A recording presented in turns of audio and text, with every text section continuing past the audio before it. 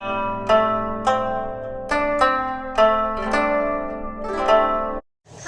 I'm Andrea Nicholas. And I'm Megan Amigo, and thank you for watching my channel. We are going to be doing something today which I like to call conscious conversation. So we're just going to ask each other some questions and talk about the universe, about love, about perception, and anything that comes up. We are just going to flow freely, and this is totally impulsive, not planned, no script or anything, so I hope you enjoy. Thank you. Tell me about your first spiritual experience or journey or awakening. Well, I'm still definitely in the process of awakening. I was raised in a Christian home where, there was a lot of fundamentalism instilled. My parents are wonderful and I love them, but, it just wasn't exactly what I was looking for, and I always kind of felt that there was something more and outside and waiting. And so a good friend introduced me to Eckhart Tolle's A New Earth and the Power of Now. And so then I just kind of delved right in and absolutely loved it. And it just kind of opened my heart and opened my mind to the potentiality of there being something outside of just that tiny, tiny little thing that we all like to call God. And, each religion and each sect has their own little pinpoint that they think that it's right. And so just kind of opened my eyes to the expanse. So, from your perspective, what is some tangible advice that you would give to people who are looking to open their hearts and minds to the more?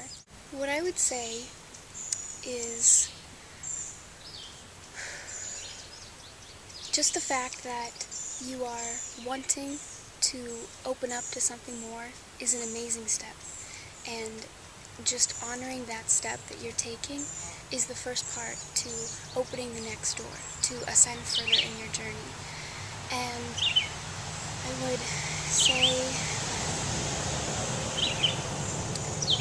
for me, I've had to learn something which many beings refer to as the art of allowance. So allowing that which is to be, and not trying to manipulate the external situation or trying to rearrange the circumstances that are happening, and to just realize that the only thing that you have the power over is you. So if you're on a mission of awakening and you're on this journey of ascension and opening up your heart and, maybe trying to open your mind but even silence your mind and really go into that inner knowing, if you're on that journey, it's important to not expect everyone else to be the same way as you. Because sometimes I know that's hard when you first come into this path and, you realize who you are, and that right now the way you're living is kind of an insult to the way you can be. And so when you start to live in that way, it's kind of hard when the other beings around you don't mirror that which you believe in your heart or that which you feel. So what I would say is to not base your spiritual development or your evolution depending on the beings that are around you. So let's say, you say, oh, I'm enlightened, I'm having a positive feeling in my heart, I'm emanating love. Why am I interacting with people that are negative or that are questioning me? Well, my answer to that is it's a test. And it's a chance for you to see if you've truly changed, because, as a beautiful being Bashar says, circumstances don't matter. Only state of being matters. So you can really tell if you've evolved or if you're actually changing when you're in a situation where there are beings who, say, don't understand you or are questioning you or are just going in a place that you don't want to go yourself. So by being able to stay true and in alignment with the essence of who you are, then when you can do that and still be in the midst of a negative situation where people are questioning you, and you would have the impulse to react or respond in a negative way or match their energy of that low, dense frequency that really doesn't serve anybody. But when you can truly be present and you can be here 100% completely, and you can act in love and integrity and authenticity, then that is when you truly have begun your journey, and you truly have opened up to the infinite and unlimited potential that this awakening experience has to offer you. Now, my question to her is, how do you feel about that which many beings call God or Source or infinite creation or divine consciousness or, the universe. My question to her is, how would you describe that essence? Because there's a different word for it, but essentially, the same, it's all the same energy, right? So my question to her is, how does she feel about it, and how would she describe it, and how does she perceive it, and what does that source mean to her? Okay, well, essentially, I was raised in a Christian home, and the view that I was raised with kind of put God, if we're going to call it that, in a very limited perspective. It was a little pinpoint, and only a tiny section of people would ever be able to really grasp it or understand it or come in contact with it. And just lately, my heart has been open to the idea that God is in everything and is everything. And it's not limited to, the man in the sky that has the beard and, is going around and beating people on the head who are doing things wrong. And maybe it's not even limited to one religion or one idea or one concept or one name or one image that we see. He or she or it just is, and it's the energy that's behind everything, the creative power that's harnessed in the beings that we see and interact with, and the forms that we see, and the colors, and the shapes, and the sounds, and the feelings, and everything that's around us. And to me, that is the source. And if you can tap into that fully, then it's this amazing vibrance and this feeling, and I want everyone to experience it. So earlier today we were talking about, how some people kind of emanate these negative vibes, and how other people emanate these positive and wonderful and vibrant vibes. And we were also talking about how each of us try and portray these positive energies to others around us. So how do you purposefully do that? What I like to do, if I'm in a situation where there is a being or beings who are offering a vibration that is not a match to mine, meaning that their intention is not synonymous with my intention. And what I do, I know the instinctual response is to want to make a judgment of, why aren't you where I am? You should be here with me. You should be in a positive frequency. And that's the initial response that kind of comes up in the mind. But what I like to do is I like to silence any judgments, because I heard a beautiful being and a dear friend say that when you judge someone, you're limiting the potential that they have to be that which they truly are. So in judging someone, not only are you judging yourself, because essentially we are all, divine reflections of each other, and we're all aspects of one another. So that's what I try to not do, to not judge, to not limit. And then in doing that, I can just sort of go within and feel what it feels like to experience unconditional love. So if you want to equate that with, per se, if you're a female or a male even, looking at your newborn baby, and you look into that baby's eyes and you have nothing but love for them, absolutely nothing. And in that exact moment, you would do anything for them, no matter what.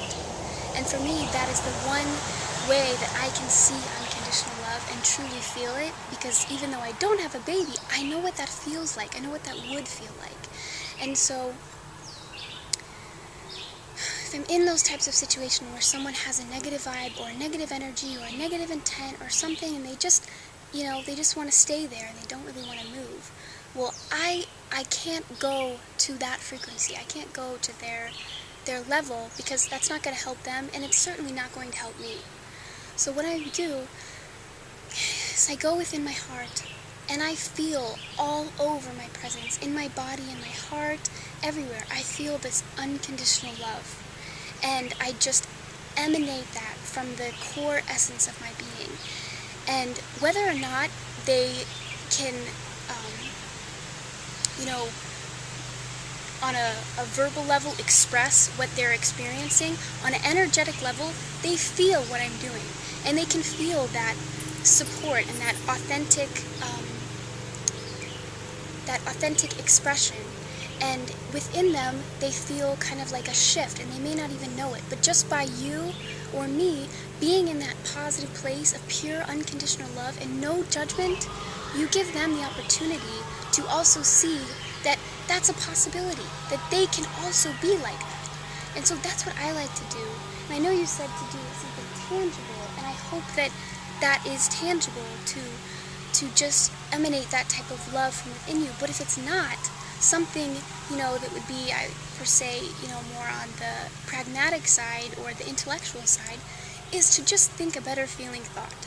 So, if you haven't mastered silence in your mind yet, and, you still have the occasional thought come up that's like, whoa, where did this guy come from, what I would say is try to consciously choose your thinking.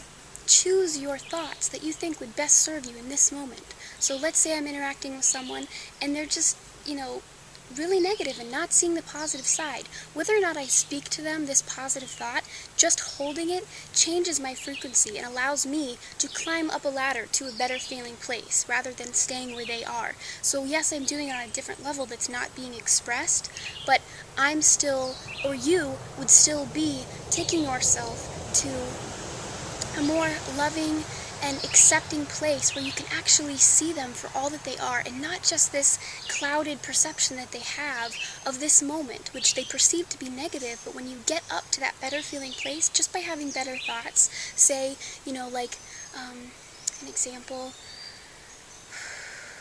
I know who they really are, and I know that at their core, their essence is love. And I know that I am connected with them. And I know that I am here on this planet to serve and to help awaken. And I know that I love them. And I know that they love me, whether they say it or not.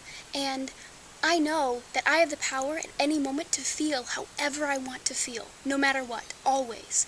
And just in saying things like that, you remind yourself that you have the power. So don't give that power away to someone just because they're offering a negative frequency or a negative vibration.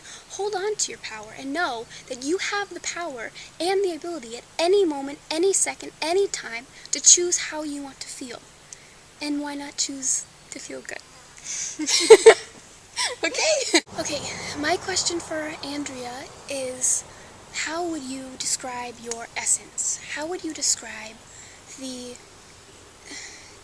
that which is you, and not your personality, not this, as I said, this meat suit. I mean, it is a sacred vessel, but sometimes people identify with it too much. So how would she view her essence, and not the thought projections that people put on her, not the roles that she might feel she has to play for a certain person, or not the the thoughts that you have, or not the perception of yourself that you think you are, but how would she describe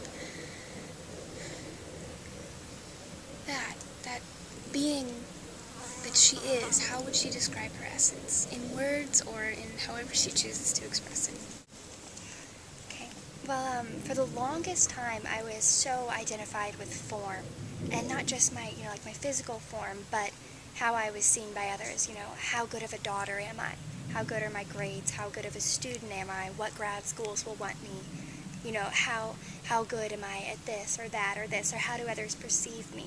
And now I've finally, gotten to the point where I can feel myself within the me that I used to identify with. And I know we were talking about this earlier on the trip, but when I feel like my own essence, it's essentially like this warmth that sits like right in my core, and it just kind of emanates throughout me.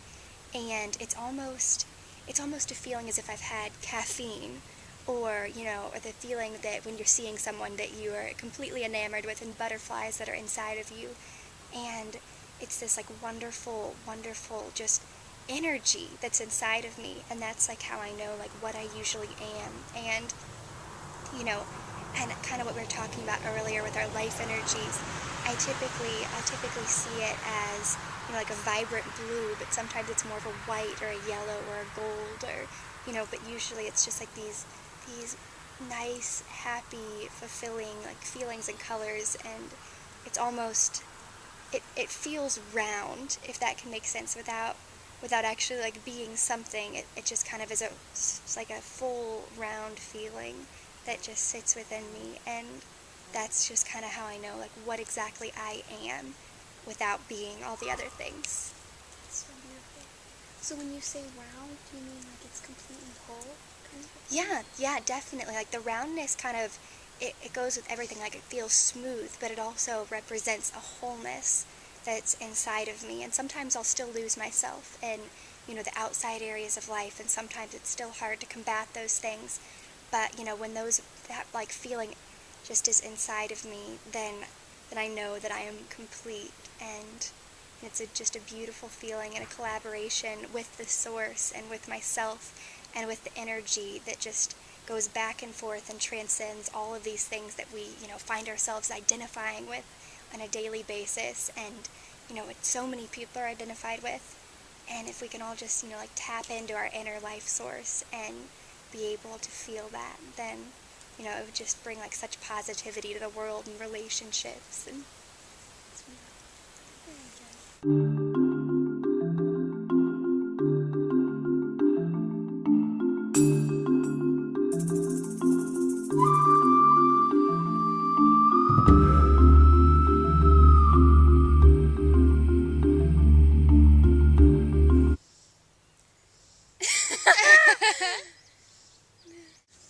Hi, and thank you for watching my channel. What kind of a channel is that? One of us falls flat on our face. Good intro, girls.